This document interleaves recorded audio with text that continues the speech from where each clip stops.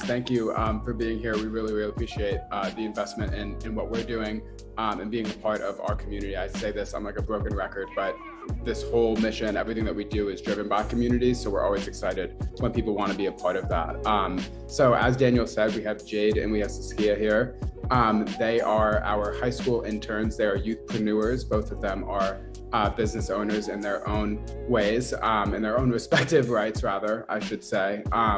They have joined up with us to learn the ins and outs of entrepreneurship. EOT internship is all about providing experiences like this one and working with these young entrepreneurs to develop digital marketing skills, to develop branding and design skills, how to fundraise, as well as production, which is what we're doing here. So they're going to be an essential part of our team as we work to produce and stream this gala, like Daniel said, that goes live on August 12th. The gala is going to be called EOT Virtual Gala 2021, Bridging the Gap.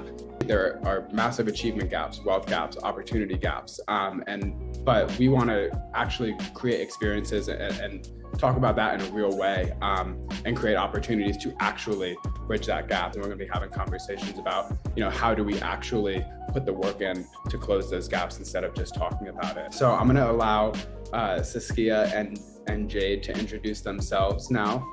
Like I said, they are high school students, business owners, entrepreneurs. They're fired up, they're passionate, and they're very, very talented, more than they give themselves credit for. So without taking up too much time, go ahead. Jade, why don't we start with you? Okay, hi everyone. My name is Jade Ifier. I'm 16 years old. I run a small business for self-care products called Self-Care by Jade. And my business is used to inspire others to feel confident in their own bodies and to make them feel like even if they did have some doubts about their imperfections, that's not what you are, and I use my brand to just help others feel more confident themselves. Amazing. Does anyone have any questions for Jade about her business or anything that she's working on? I wanted to know what type of self-care products you have, Jade. Okay, so the type of self-care products I have are, I do hair care, body care, skin care. Amazing. Thank you so much, Jade. And thanks for having the courage to put yourself out there in front of this large audience, and which I'm going to introduce soon. But we'll go to Saskia now. Saskia, can you introduce yourself? Hi everyone, my name is Saskia Ivory. I'm 17 years old and from New York City. I have two businesses technically. One is a jewelry business where I make and sell a lot of different jewelry items like necklaces, bracelets, anklets, things of that nature. And my second business is a completely online business. It's called Marketing with Kia. And my first business is called the Kia Collection. I'm not sure if I said that, but this one is Marketing with Kia, where I make flyers, business cards, things that more so are for other fellow business owners. So yeah, that's about what I do. Awesome. Thank you so much. You're so humble. She was like, yeah, I just got two businesses. I just do this. I love it. I love it. Anyone has any questions for Saskia on her businesses? Sure, I'll ask one. All right. So you say you have two businesses, one that is, of your own, brainchild that you make your jewelry and whatnot, and then one that's sort of marketing for other people. How do you find that those businesses complement each other and maybe cross-pollinate for the greater good? Well, I find that on my business page, the Kia Collection, the jewelry one, I find that a lot of business owners follow me. I think it's because I have a YouTube channel as well, and a lot of the videos I make are catered towards fellow business owners, like how to make a website or things of that nature, how to start a business. So I feel like that attracts a lot of business owners, which attracts them to my jewelry business. And then since I have the marketing business, that also attracts them over there to ask for help with things that they may need help with, like business cards, thank you cards, things of that nature. Awesome. So we also have our other interns, which are CUNY interns, and they have been just so amazing. So they are working on a lot of different things. So a little bit about me, I'm Daniel P. Calderon. James Cole Jr. is my business partner, romantic partner. We do a lot of partnering together. And one of the things that I do specifically is I have WFH Studio, which we help different brands and personalities develop brand strategies, social media strategies, and also virtual production. And we only focus on projects that develop deep roots in communities and kind of push culture forward from a social justice standpoint. So we're super excited to work with the Entrepreneurs of Tomorrow interns to produce and develop this virtual gala. So one thing I wanted to do first, so I am making my writing debut, and I wrote a piece called Gaps. And some of you all have heard it, and this is gonna frame a lot of the conversations. There are so many gaps that were created for us that prevent us from the success that we wanna see, who we wanna be, getting support for our dreams or things that could be our reality. Jade and Saskia, you're a perfect example going outside of the gap. And I want you to know that we support you. There's an army of folks that are looking to make you successful. So let's just affirm them. Everyone on the call, let's just affirm them and just make sure that they understand that we're here to just make sure that your success is a story to then help someone else that's coming behind you. So without further ado, I want to introduce Denzel Whitaker and John Trefry, and I will not do their introductions justice. So I'll allow them space to kind of let us know who they are, what have they done in the past, what they're most proud of, and why they decided to be here today. Thank you, Daniel. My name is John Trefry. I'm a filmmaker based in Los Angeles. I run a company called 4WT Media. The thing that I'm really proud of is, that I have done a lot. I think, like Saskia, you were mentioning, you have your own business, but you also work with other businesses. Much like you, I have my own business where I do commercials and branded content for clients like Netflix and Google. But really, I'm also passionate about telling original stories like 5150. And I think that story and media has an incredible place in changing people's hearts and minds. And I think that there is a lot of power in the inclusivity that can be found through, the shared experience of watching something, and it doesn't have to be in a movie theater, anymore. So that's something that really drives me and the work that I try to do. But I'm excited to, just connect with all of you here.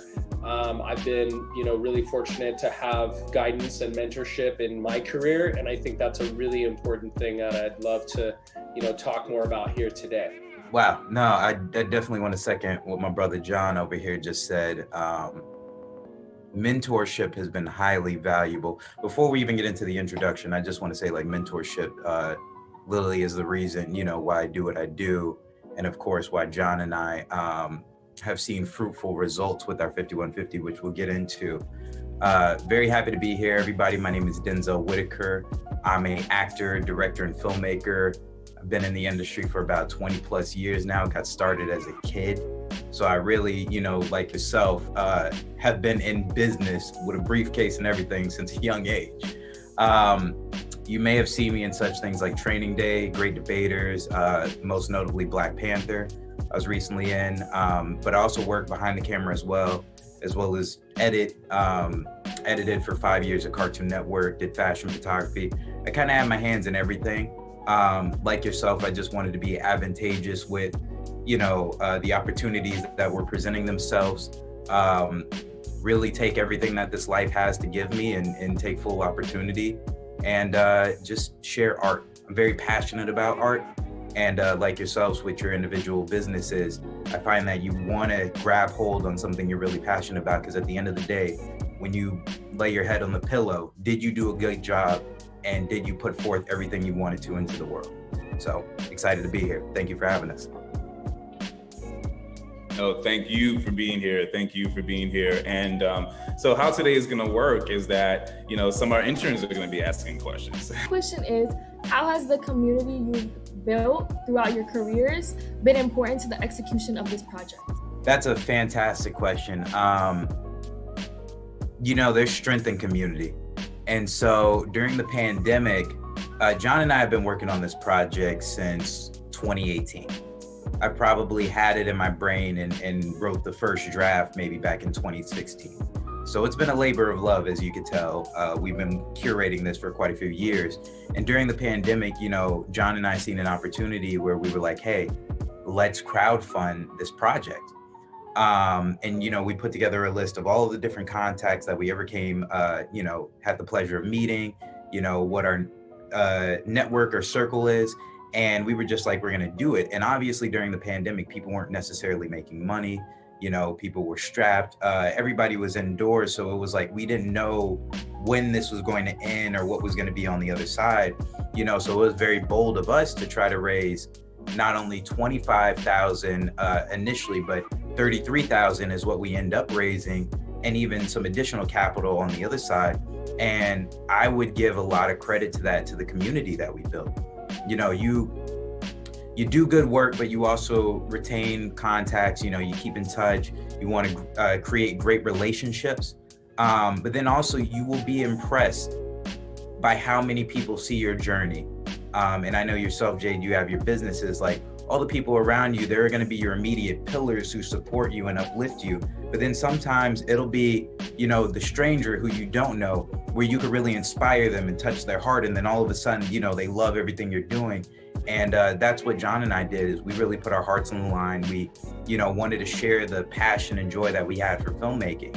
And, there were plenty of strangers as well as friends who came and drove because they seen our passion. And we wouldn't have reached our goal at all. We almost funded more than 50% our first day, thanks to the community that we built. My name is Saskia Ivory, and I had a question to you guys about why you make the type of film that you do. So my question was, why is it important for you guys to tell Black stories, and how do you work together to make sure that you're telling those stories authentically? All right. How real do you want to get? It's important to tell Black stories because, first of all, it's something that we sort of deal with and we tackle actually within our pilot 5150 and within the short film. Just to sort of give you a little history and recap on the character, it's about a world famous Black celebrity whose, erratic behavior and political views get him locked up in a psychiatric ward for 72 hours. Now, to sort of understand what he's so, emphatic about, he's really trying to buck the system because he feels like he's being held back, both artistically, creatively, within his own mind. And, some of that is true. Some of that we play with the different levels of like, is he crazy? Is he kind of losing, his mental stability? And then parts of it, is rooted in foundation as a Black man in America, where, to Daniel's beautiful piece that he shared with us, we're kind of in the gap. So I could say from personal experience for myself as a young artist, and of course being within the industry, I found that, consistently there are always like two roles that I'm always going out for. It's either the thug or the slave. And there's this consistent image that's, being positioned into the media. And even the way we're framed, even the way, the buyer's market in certain communities are broken down. There's so much, systemic racism that overlaps and carries on that, you yourself have nothing to deal with. This has been years within the making. So that's something that our lead character is passionate about. And I think behind the camera, equally something I'm passionate about, because just as a young Black man or somebody of color, we experience this in real time. So for me as a filmmaker, I feel there is a duty that every time I step forth and have an opportunity with my pen or my voice to say something, I'm going to create change. I'm always going to be mindful of what I'm putting forward as a creative. You know, how are we being represented? Is this demonstrative to the character? Is this shining him in a good light? Are we actually moving the goalposts forward or backwards? For me personally, I don't want to keep telling those same two narratives of slavery and poverty and being a criminal. For me, I want to elevate that, and I want to share my personal story because I didn't come from that. So I want to keep showing the different layers of Black, not just the two layers on this side of the spectrum and this side of the spectrum, but everything in between, the nuance. So it's super important to me, and I'm going to continue to fight for it for the rest of my life, because we need more examples of not just Black stories, but stories of color all across the board. We're just misrepresented, I would say. Yeah, and I'll just echo Denzel to say that I obviously have a different lived experience. You know, I'm coming from a different perspective as a storyteller, as a creative. But I think, Saskia, to your question, what's important to me and why I'm drawn to, collaborate with Denzel and to tell, Black stories is because I think there's a richness and there's a lot of depth that we haven't seen. And, very much so, the point Denzel shared about those same narratives being recycled in the media and in entertainment is something that I want to work to work against. I want to work to find new stories, and we Denzel and myself as creatives and storytellers, we look up to people like Ryan Coogler and Jordan Peele, who have with films like Get Out or Black Panther have really redefined what a Black story is, and showing that we can see sides of Black characters and stories that we've never seen before. And so that's, for me, what's really rich and rewarding about this work. And I think that my skin color, my lived experience is something that I can bring to the table as a creative partner to Denzel. And that's how we work together, is that we respect each other's differences, and we really look to where we have shared passion that crosses over and crosses our differences to create something that is universal. And that's what we believe as storytellers, is that we can tell something that might be very specific, like Denzel was mentioning, of this world famous Black celebrity. But for me as a white man, that resonates, and that's, I think, the beauty and the power of filmmaking and art. I want to quickly actually support that, John, because I think it's important to talk about, especially with lived experience. Both John and I have had very unique lived experiences from where we were raised. I'm by way of Los Angeles, California, but I was born and raised in a community called Palos Verdes, which is predominantly white and of Asian descent. And John himself comes from Alaska. So, it's interesting when John and I really clicked up, and I really commend, and I'm so happy to be working with my brother here, is because what we're able to do is, like he said, build those bridges. We come from different lived experiences, but it was finding value within the story that we're trying to tell. And then, like I said, there's going to be certain things that I'm going to fight for from my heart, with my skin color, my culture. And likewise, certain things that John sees where it's like, hey man, let's figure out the best universal container to put that in so that this message reaches other audiences and your message, doesn't fall flat, or vice versa. So it's a beautiful partnership. And I encourage all of you guys not only to fight within your own communities, but also branch out and build those bridges. That's how we create great change, is finding people who share the same, empathy and the same, passion to further change, the narrative of the world. So I just encourage you guys to reach out. I love that you said that, Denzel. So tell us a little bit about where did you get started? How did this happen? What are some of the pitfalls and the surprising stories that, people always see the finished product, as we kind of said earlier, but what is your story that brought you to where you are today?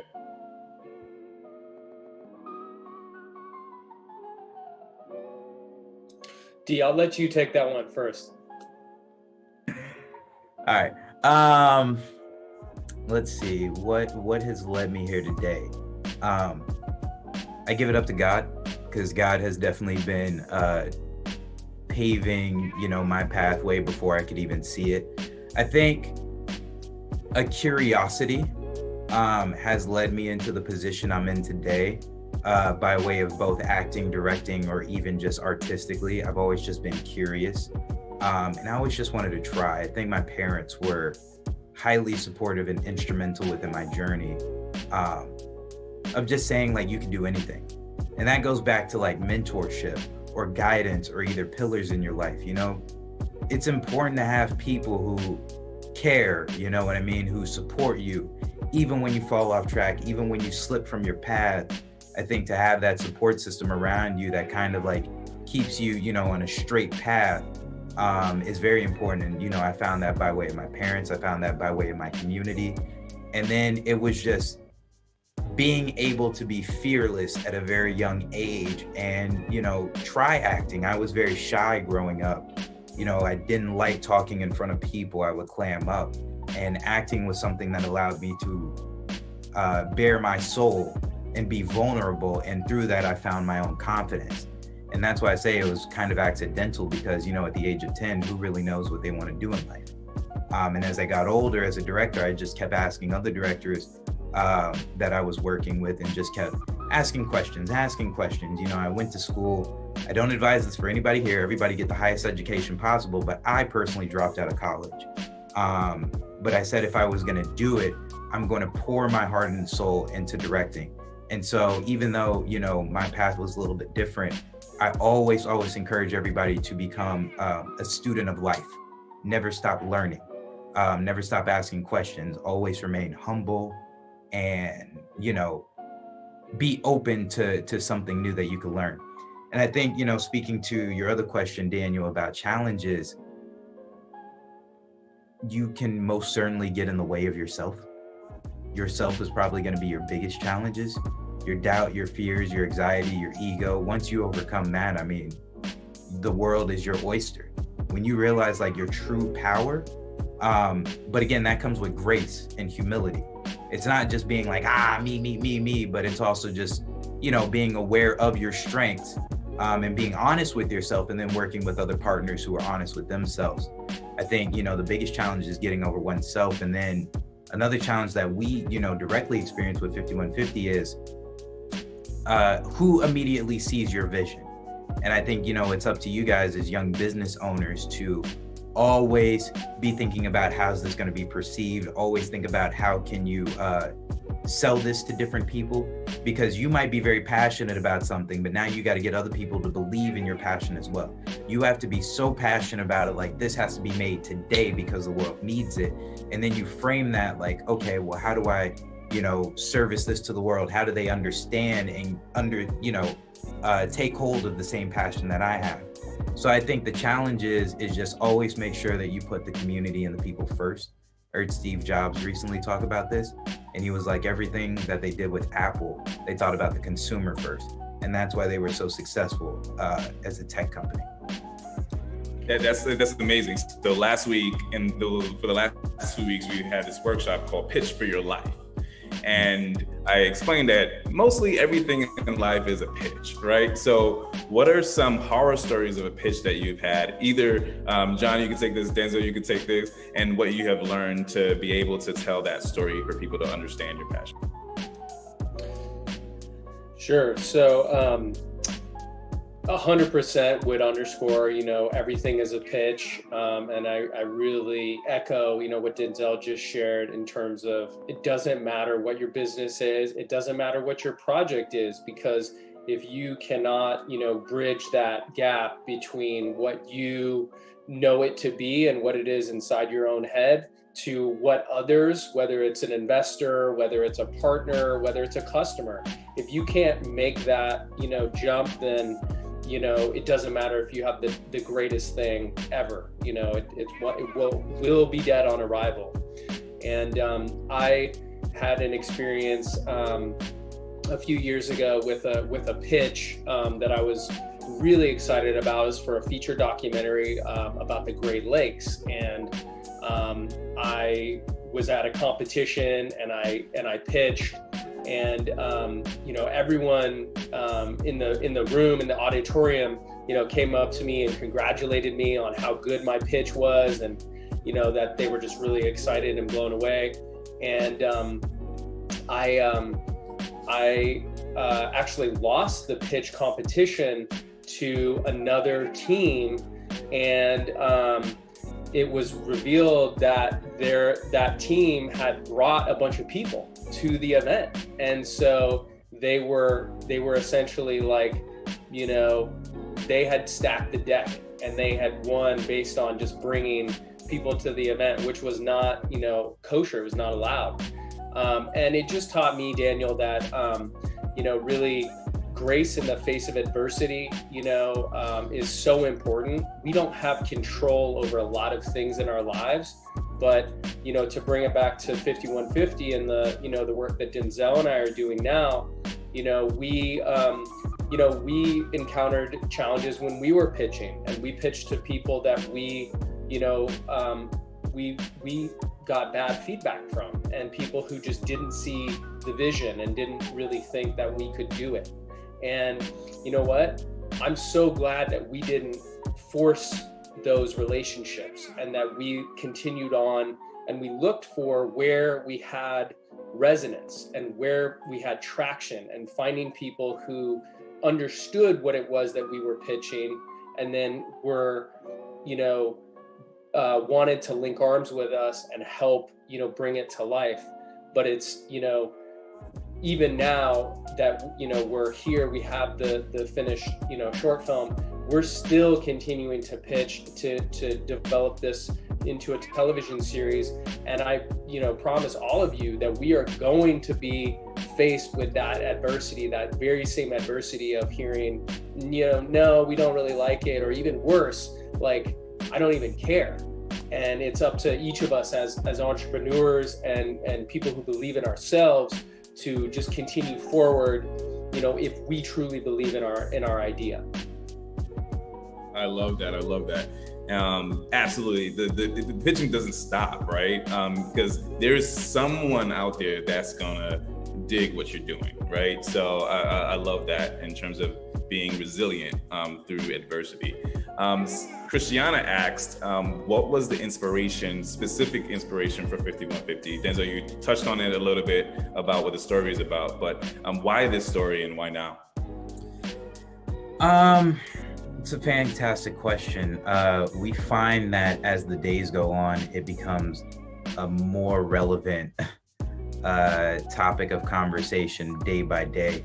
The impetus of this project began with me coming off of another film, another short film that I was producing, where we were talking about Black mental health.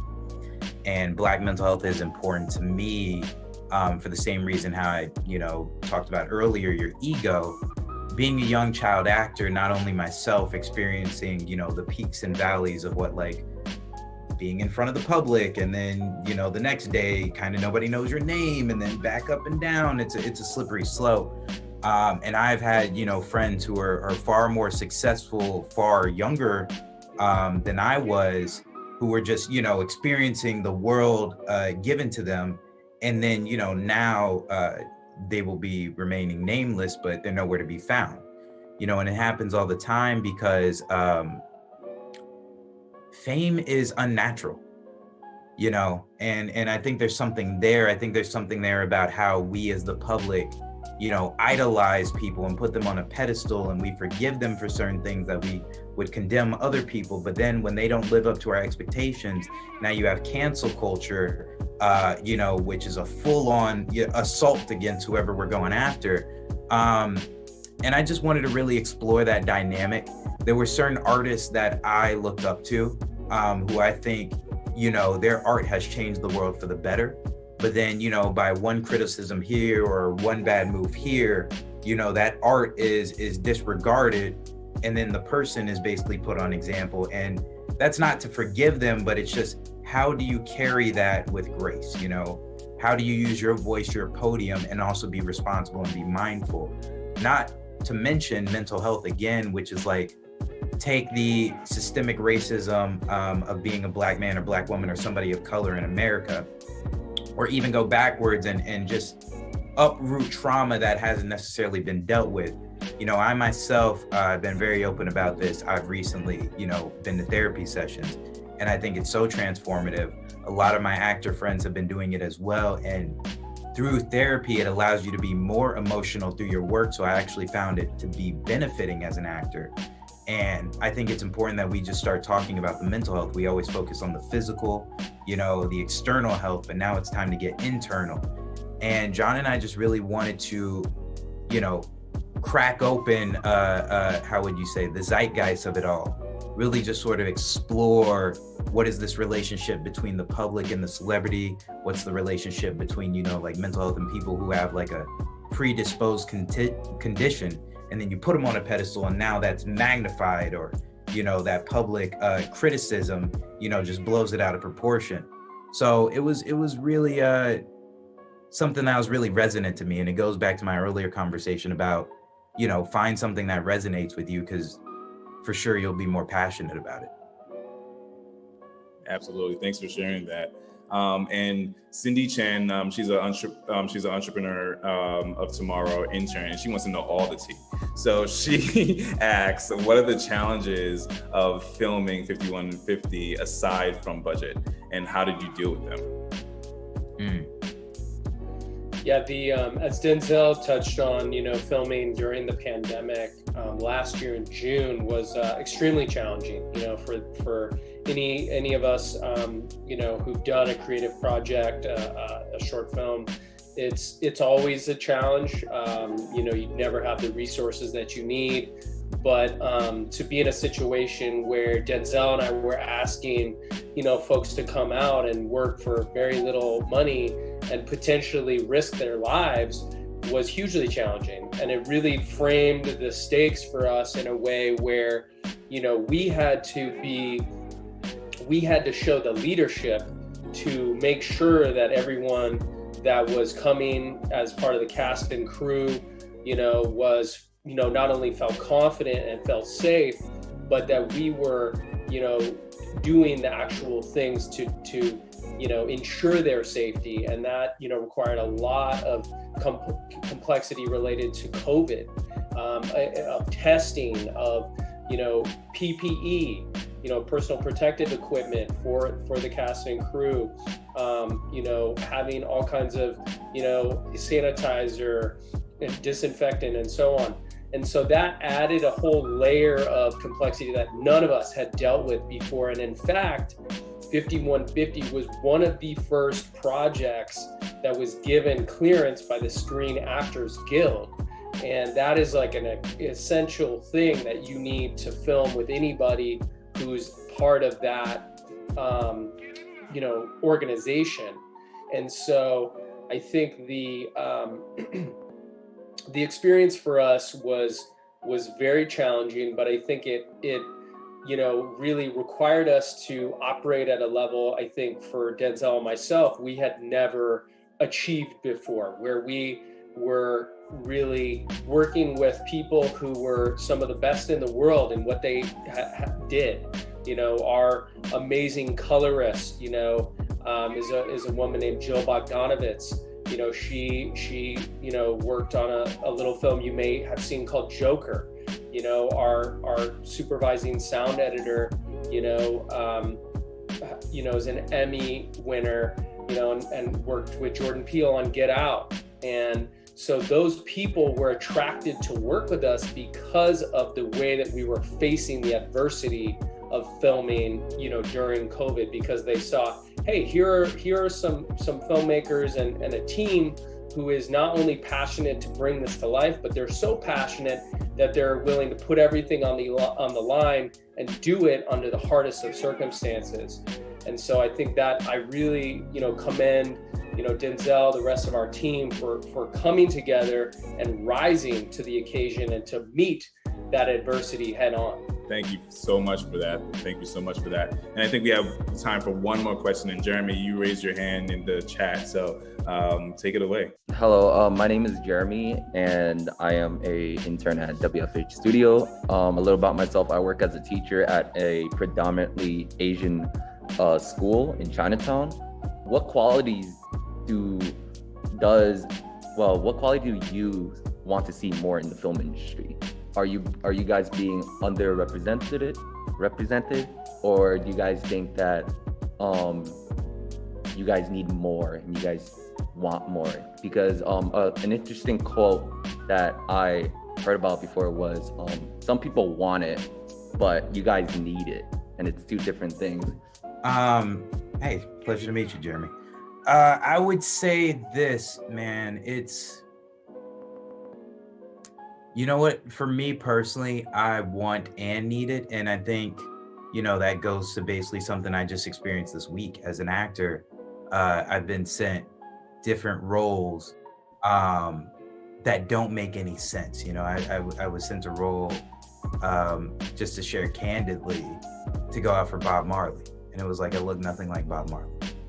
And then there was another one where, they're telling a story about slavery and they're putting a twist on it, but it's still like the enslavement of Black people.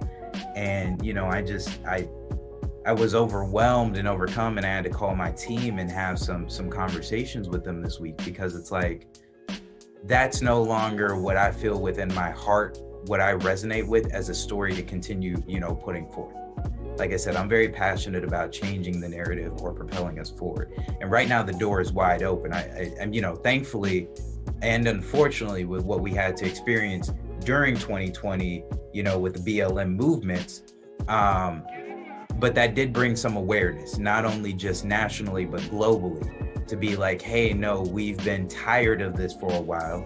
And it's, this slippery cycle that, comes back every few years. But I feel like this one was, one of the more impactful ones we've had in recent years, whereas like, no, we're not going to stand for this. We need to be represented in different lights outside of the lights that you've seen us in.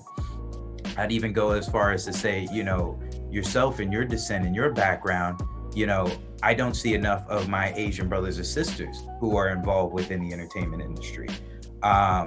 Overseas, booming. But, like here nationally in the US, one of our biggest exports is entertainment. So, of course, like Crazy Rich Asians was a huge success. And then every studio was like, all right, well, we need our next Crazy Rich Asians.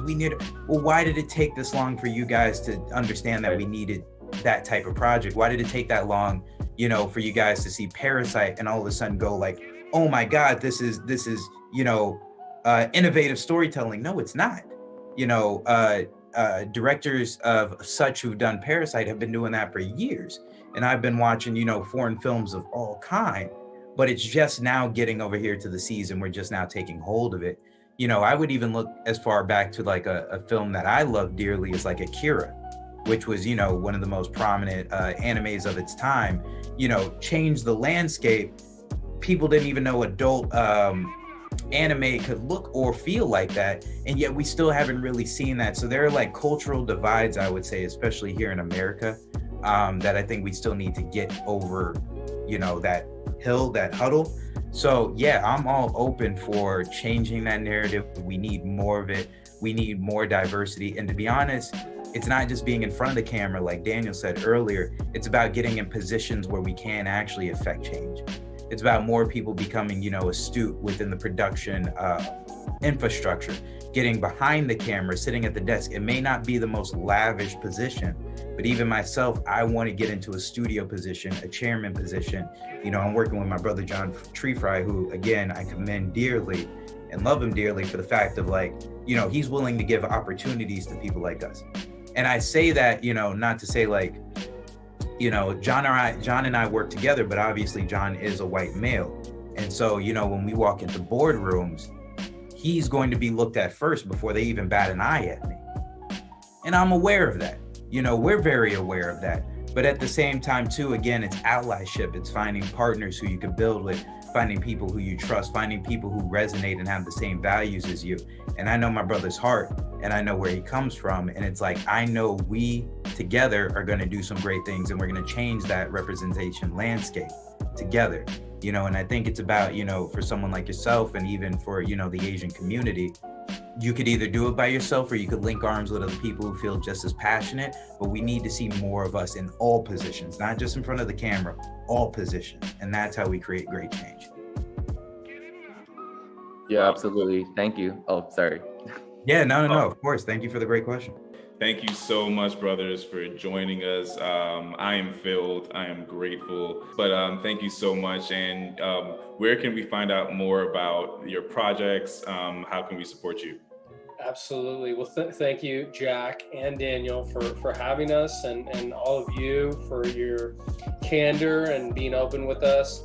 You may think Denzel and I are like some big established Hollywood, you know, folks. Like we're really just like all you, where, you know, we need community to thrive and be successful. And, you know, we would really appreciate if, you know, you just put the word out about this thing that we have poured our blood, sweat, and tears into.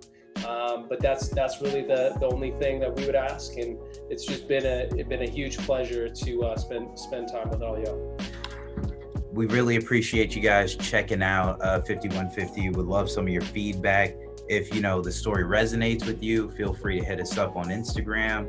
That's kind of our main means of, you know, large communication or social communication, at least for me.